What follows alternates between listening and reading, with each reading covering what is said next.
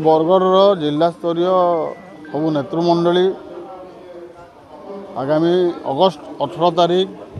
विजु जनता दल तरफ मान्यवर अमर दल सभापति निर्देश क्रमे बरगढ़ में गोटे विराट चाषी समावेश आयोजन होगा जाऊे।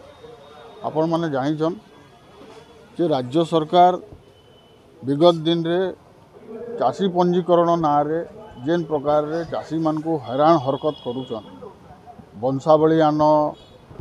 समस्तंकर जेतकी स्टेक होल्डर अच्छन से लैंड उपरे समस्तंकर नो ऑब्जेक्शन सर्टिफिकेट आन जेन विभिन्न प्रकार कार्यक्रम के लदी दीजन ये विषय रे आमे विगत 15 दिन पूर्व बरगढ़ जिलापाल को गोटे दाबीपत्र देइथिलु राज्य सरकार उद्देश्य रे जे तुम जेन विभिन्न नीति नियम लागू करिछ ये असंभव व्यापार है एतकी स्वल्प समय भितर अगस्त 20 तारीख भितर रजिस्ट्रेशन कार्यक्रम संपूर्ण नहीं पारे आमर जिले में जेहेतु बरगढ़ जिला हूँ समग्र ओडिशार भातहांडी समग्र ओडिशा रे जेतकी प्रोक्यूरमेंट होचे तार 35% आम धान उत्पादन करी प्रोक्यूरमेंट सामिल होजु। तो ये जेन चाषी मैंने बर्तमान एवं तार संगे बर्तमान वर्षा समय चली चाषी तार निजर जमी रे चाष भी करवा आरआई ऑफिस के दौड़ा सरपंच मान के दौड़ा रेवेन्यू डिपार्टमेंट के दौड़ा एआरसीएस ऑफिस के दौड़ा पैक्स ऑफिस के दौड़ा जेन जेन तुम कार्यक्रम कर बंद कर बोल आम दाबी करूँ किंतु दुखर कथा आलू मंत्री गोटे कथा कहन प्रेस रे एवं कार्यकारी हूँ कलेक्टर गोटे कथा कहन गोटे जगार एवं कार्यकारी जेन डीआरसीएस एआरसीएस कहन से कहन आम निके से प्रकार कौन चिठी कोहल होबार लगे ना आस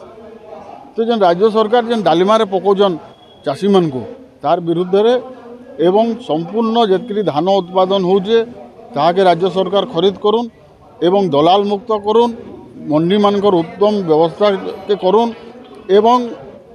ओडिशा बरगढ़ चाषी माने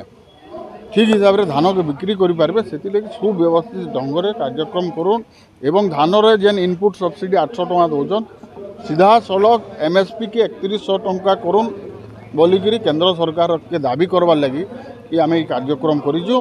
एवं आगामी 18 तारीख जिलार समस्त चाषी भाई मान को अनुरोध करमी आसुन सभी मिसिक राज्य सरकार जेन नीति के प्रतिवाद करमा एवं गोटे कथा आज मुझे कहीदेवाक चाहूँगे विभिन्न कृषक संगठन आज तांकर आंदोलन डाकरा देते सोहलार आमर चाषी भाई मान को थाना भितर पुरई दिखाई आईन श्रृंखला परिस्थिति गोटे आड़े बिगड़ी गलान अथच जेन चाषी भाई मैंने पैक्स ऑफिस सामने जाकि बसुचन से पाखे 200-300 पुलिस पठे देकर से अत्याचार करा पुलिस रो काम है आईन श्रृंखला परिस्थिति केंद्र ठीक रहा सेटा के देखबार कथा किंतु दुखर कथा इन गोटे उल्टा सरकार चली आईन श्रृंखला परिस्थिति संपूर्ण रूप से बिगड़ी गलान तार उपरे राज्यर मुख्यमंत्री कौन वक्तव्य देवार नान किंतु केनु चाषी जुड़े जदि बसिक गणतांत्रिक उपाय आंदोलन करुचन से दबाबार लगी पर्याप्त परिमाण में पुलिस दौन एठार बड़ी दुखदायक घटना नहीं पारे ये घटना के आम निंदा करुचु जेन चाषी भाई मान को थाना पुरई दिखाई से यथाशीघ्र पुलिस प्रशासन छाड़ी दौन एवं जेन माने गणतांत्रिक भारत वर्षर संविधान अच्छे गणतांत्रिक उपाय आम जेकोसी आंदोलन करूँ जदि राज्य सरकार इटाके दबाई देवाके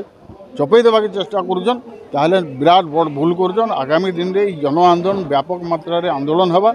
एवं आमे लोकंकर संगे रहीकि सरकार जेन भूल निष्पत्ति के निश्चित भाव में विरोध करूँ।